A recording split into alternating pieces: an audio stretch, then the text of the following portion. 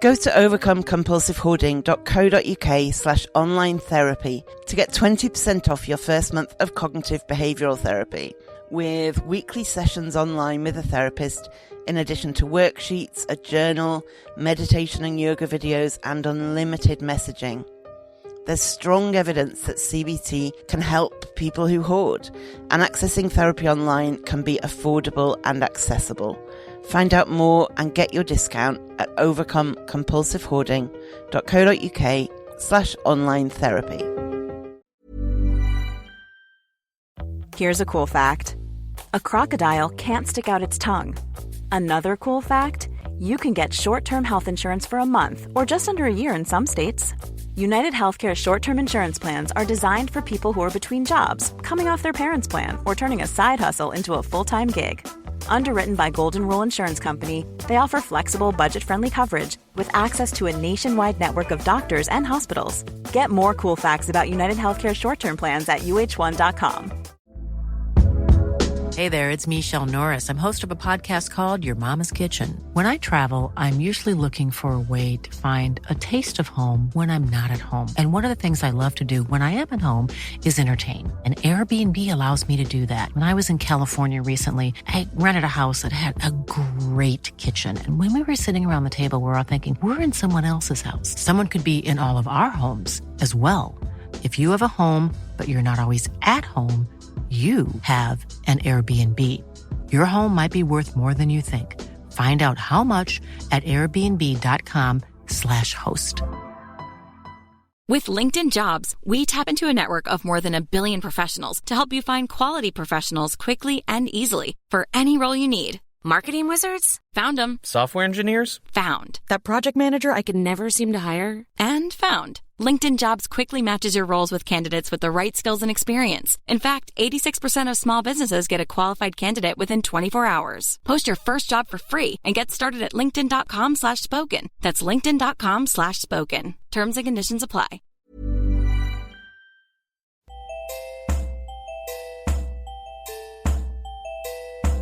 Welcome to the Overcome Compulsive Hoarding with That Hoarder podcast. I am drowning in stuff and trying to find a way out. Listen as I explore the issues and delve deep as somebody profoundly affected by hoarding disorder. Find out more, including links to subscribe to the podcast, at overcomecompulsivehoarding.co.uk, and find the links there to follow me on Twitter, Facebook, Reddit, and all over the place. So I'm going to start with another thank you, because I've had another donation. Honestly, it is so kind and it really helps. It really helps. I appreciate it a lot. So thank you to Heather, who sent me a donation and said, I struggle with my mental health, and it's so valuable to hear from people who share my experience rather than just professionals. Hoarding is not one of those things, but rather something I want to support others to manage. And learning from you is helping me do that. Thank you. Thank you, Heather. Honestly, it cheered my day so much. If you are listening and you also want to help in one way or another, that might be through a donation or it might be through other ways, you can find out how to do that at overcomecompulsivehoarding.co.uk/support. Now, I also, before I get started, wanted to tell you that you're brilliant. Well, you're brilliant anyway, but you're particularly brilliant because I asked last week for ideas about what to do about how to remember what kind of bulb I need for a new lamp. I didn't want to keep the packaging. I didn't think I'd be able to find a photo of the packaging, and I didn't know what to do. And you have come through for me, and I have a plan. So first of all, Karen said, take the dead bulb with you when you go to the shop when you need a new one. Great idea. She also said, on the base of the lamp, write down the code number for the bulb fitting. For example, E27 screw thread. Or number 3, on the base of the bulb, write down the location of where you put the old packaging, or the date you took the photo so you can find it easily. And then Jacqueline said, if there isn't already a sticker, I write what kind of bulb my lamps need on an unseen part of the lamp with Sharpie or a label maker. I also have a list called Household in my Lists app, but I usually forget about it. Yeah, that's typical for me. And Karen came back seconding that second suggestion, actually, a digital folder specifically for things like this. And then Upper Butterfly 7503 on Reddit said, I have a great bulb shop where everything is available. I would bring in the burnt out bulb and they'll know what to get me. The old bulb will have all the information on it, so don't worry. Mary said, you probably have this already, but concerning your light bulb issue, put a small tag on the bottom of the lamp with the kind of bulb you need. Usually they have a number or some other identification on the bulb. Melissa suggested 2 options. 1, buy a replacement now and store it with my other, she said globes, I would call them light bulbs, but yeah. Or alternatively, just wait till it blows and take it to the store to get the correct replacement. So you are all great, and those ideas seem really straightforward and obvious. Now you've said them, but I was so stuck, so I appreciate it. My plan is to put a sticker on the base of the lamp with the name of the bulb. So you are lifesavers, and I very much appreciate that. So as hoarders, we tend to want to save everything. Even if we're getting rid of something, we want it to be put to use. We generally, I know I'm talking in generalisms, but it's my experience, and I've read a lot and listened a lot, and it seems to be pretty widespread. We tend to want everything to have a use, and we can't bear the thought of it just going into the bin, never to be looked at or appreciated again.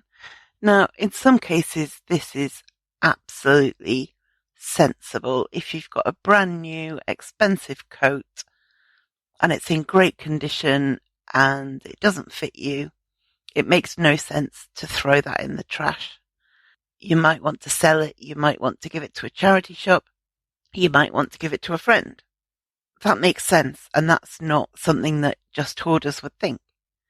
However, we can get carried away and want to save everything. And I say save in the sense of like saving every item's soul.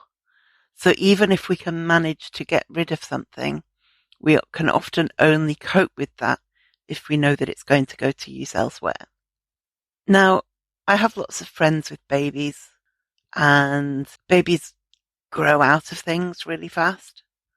And so they wear something for a few weeks or a couple of months, and then it's no use to that baby anymore.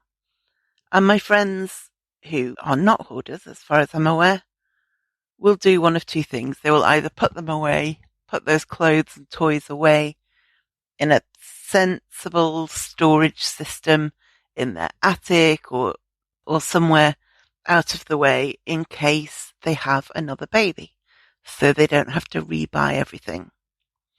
Or they will give those things away either to friends with a slightly younger baby or to a charity shop, or they will occasionally sell things if they need the money or if something is, a bit special. That all makes sense. What doesn't make sense is seeing the potential in something that most people would think of as trash, and therefore wanting other people to treat this thing as something special when it's essentially trash, and maybe we can have a glimpse of some kind of use for it, but practically speaking, it's not needed. We have to be able to get rid of stuff, and that includes being able to get rid of stuff that may not have another life elsewhere. Even if we think it has the potential, maybe there's a craft kit and you did half of it 7 years ago and you know you're never going to finish it, but you want somebody else to finish it. But actually, most people don't want a half-completed craft kit to finish themselves that somebody else started. It's unrealistic to expect somebody else to want and appreciate it.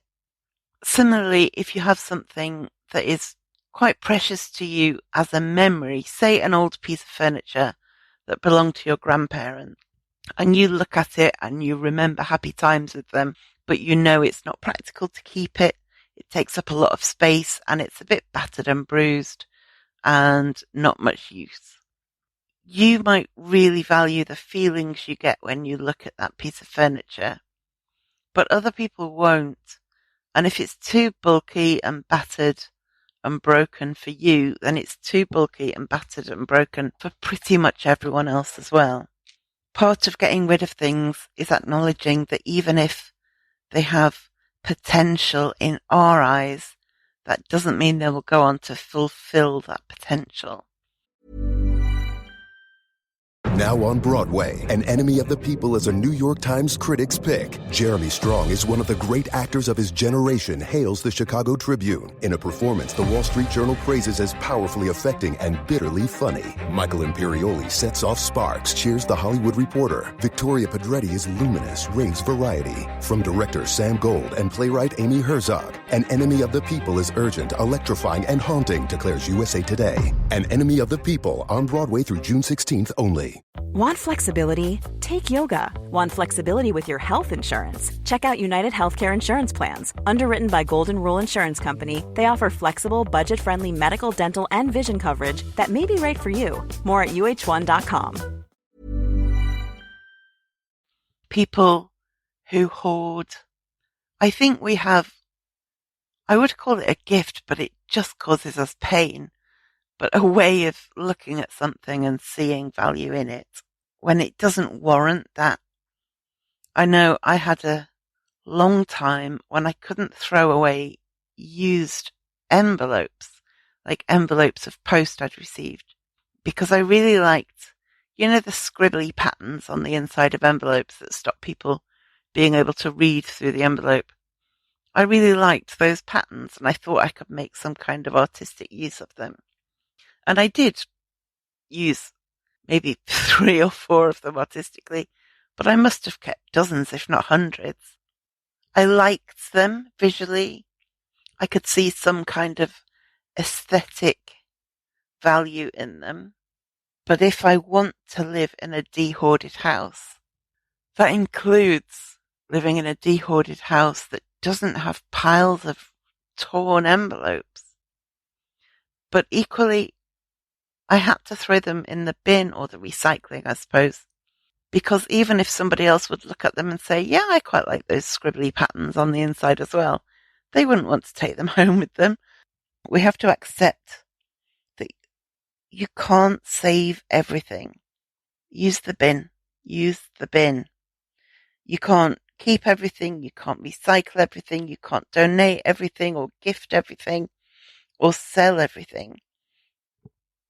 One argument I've heard that is quite compelling is you get to choose, does it go into landfill now, or does it go into landfill in 10 years when you're still trying to sort your home?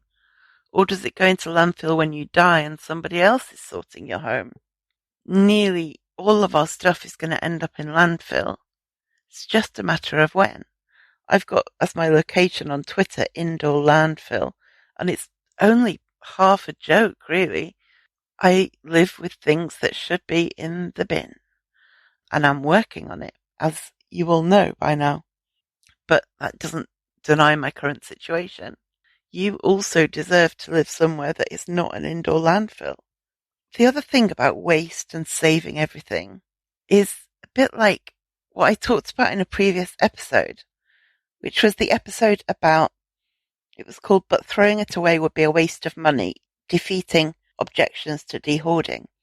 And what I argued there was that if you have something that's worth money and you don't want to get rid of it for that reason, because you think it would then make it a waste of money, my argument is that you wasted that money when you bought it.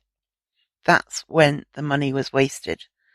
And similarly, with thinking more about physical waste, the waste has already happened.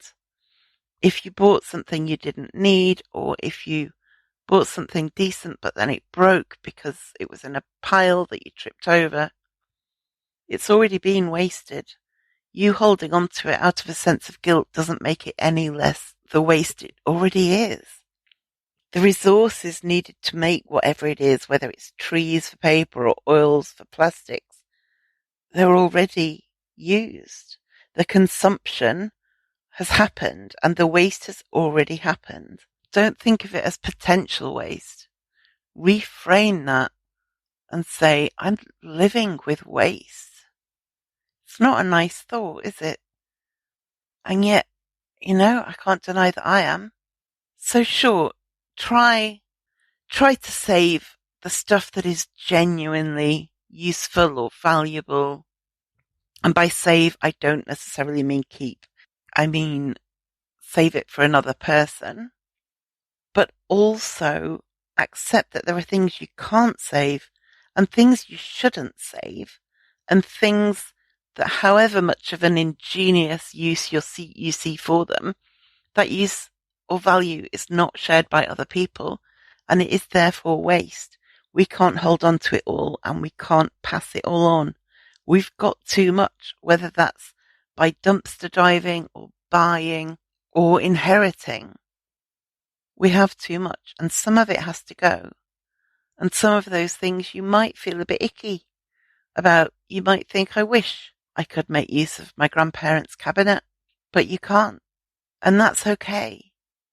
That's okay. Your home does not exist to hold on to the ghosts of everybody you've ever met or every dream you ever had or every purchase you ever made.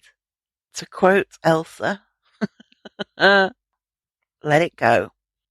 It's uncomfortable, it's difficult, but you can't save everything. In just 1 second, I'll give you my top tip of the week. In the meantime, please do subscribe to the podcast, review it, 5 stars would be amazing, and share it with your friends or anyone who might be interested or who might benefit from it. It all really helps.